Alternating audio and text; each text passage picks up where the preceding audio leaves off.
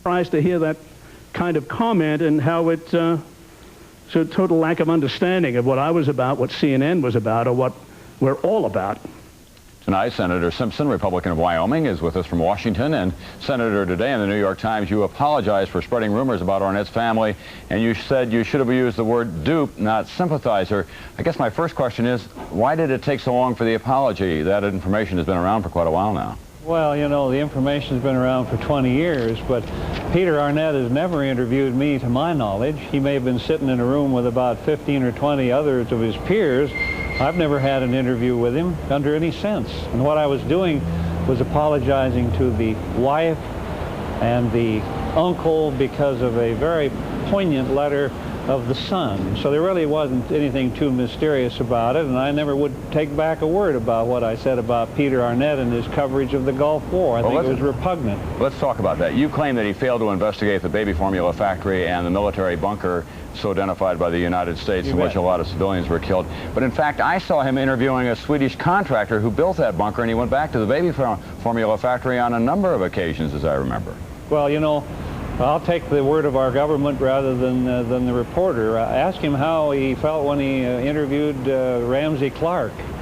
That's a dandy fellow to be interviewing about things of war and peace, especially when you're behind the enemy lines, being put to bed at night by the enemy and gotten up in the morning by the enemy and fed by the enemy, and this is a group that's killing your people. But Senator, he never ever lied, nor did he ever say that I have been forced to say this, nor did he say at any time, this is not what I saw, but this is what they told me to tell you. You know, Tom, journalism, I think, is still about truth.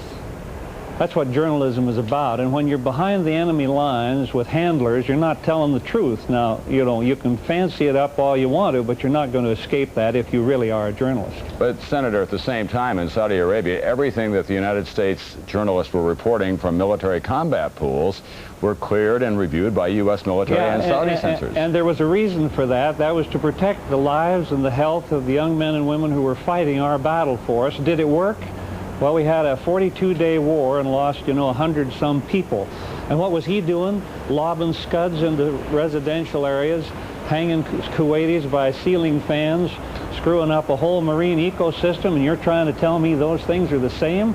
That's a blatant No, but Senator, but you and I can get into this, and we've had this discussion before. I'd like to get into it with Peter. That's who I'd like to get into it with. We'll make those arrangements for you and Peter to appear here on NBC someplace. That's a deal. I'd love it. But didn't you not learn anything from Peter Arnett about the conditions in Iraq based on his reporting from there? And don't you think that the American people did as well? I don't think they did at all. And whatever he did that he says is positive was outweighed far more by the negatives of what he did, especially with countries around the world who don't read English and who don't know things about little disclaimers about monitoring and, you know, this is under the control of the government. Put propaganda on it and put it in several languages, then people would understand it better.